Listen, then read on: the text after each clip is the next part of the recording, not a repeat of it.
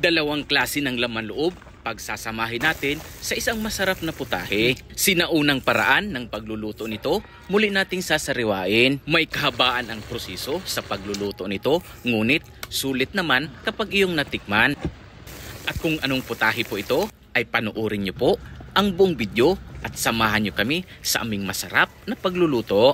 At dito nga po sa probinsya ng Masbate ay di na bago ang ganitong uri ng putahe. Dahil nga po mayaman ang aming probinsya pagdating sa livestock industry. Kaya noon pa man po, isa na ito sa paboritong lutuin ng mga Masbateño. At dahil nga po mga ka-adventure, iba't ibang uri ng laman loob ito, kailangan dumaan sa maayos na proseso. At para nga po makasigurado tayo na ligtas itong kainin, kinakailangan hugasan muna natin ito sa malinis na tubig sa maraming bisis. Pagkatapos nga po na mahugasan na natin itong mga laman loob, ay ilalagay naman natin ito sa medyo malaking kaldero at isusunod naman natin ang pagpapakulo nito. At kung nakasubaybay ka pa rin po sa video na ito, ibig sabihin nag-i-enjoy kayo sa panonood. Kaya naman iniimbitahan ko kayo na pindutin ang heart button, pa-share na rin po ng video na ito, at syempre huwag kalimutan na i-follow ang aming page, Ampil Adventures at Nyuko TV. At makalipas nga po ang halos 20 minutes na pagpapakulo ito, at pwede nang hiwain ng katamtaman lang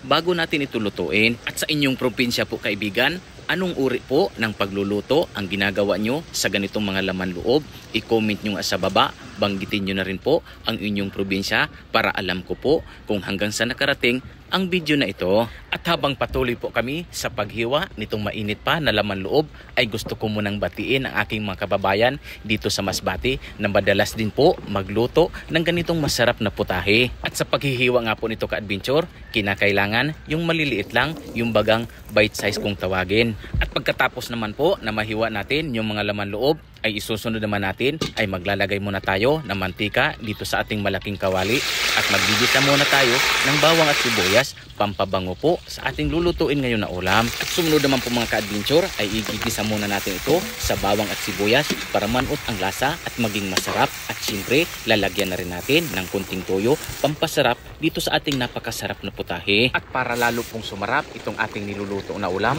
lalagyan na rin natin nitong mga hiniwa na carrots, syempre yung ating bell pepper na magbibigay kulay naman at aroma dito sa ating niluluto na ulam. At kita nyo naman po mga ka-adventure, sa kulay pa lang nitong ating niluluto, walang duda na napakasarap talaga. Hindi rin mawawala itong pampaasim natin, ang kalamansi. At sumunod naman po ay nilagyan namin ito ng seasonings, at talaga namang excited na kami ni Nyuko TV na matikman itong aming niluluto na ulam. Pero bago yan ka-adventure, ito pala ang ginagamit naming panghugas sa aming pinaglutuan, ang Siksik dishwashing liquid na pwedeng pang negosyo at magkakaroon po kayo ng extra income. Meron nga po itong 3 sizes sa halagang 50 pesos po. Meron ka ng 2 liters, at sa halagang 88 pesos naman meron ka ng 4 liters, at syempre sa halagang 249 meron ka ng 16 liters. Kaya po kung gustong magkaroon ng extra income at kumita, nasa comment section po ang link. At syempre ka-adventure, ito po ang pinaka-exciting part ng aming pagluluto, itong pinagsamang laman loob ng baka at baboy. Ito nga po ang isa sa popular na putahe dito sa probinsya ng Masbate na napakasarap naman talaga. Let's eat mga idol.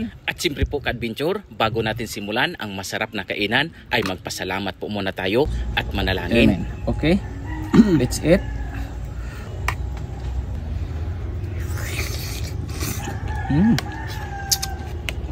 Sarap. Namis.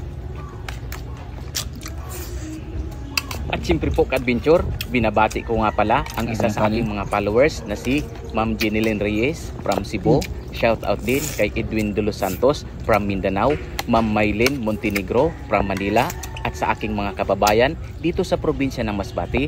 Binabati ko rin po ang lahat po ng vloggers dito sa aming probinsya. At shout out na rin po sa lahat po ng OFW na patuloy na nagsishare at nanonood sa ating mga video. Maraming salamat po sa patuloy nyo na suporta. Maraming salamat.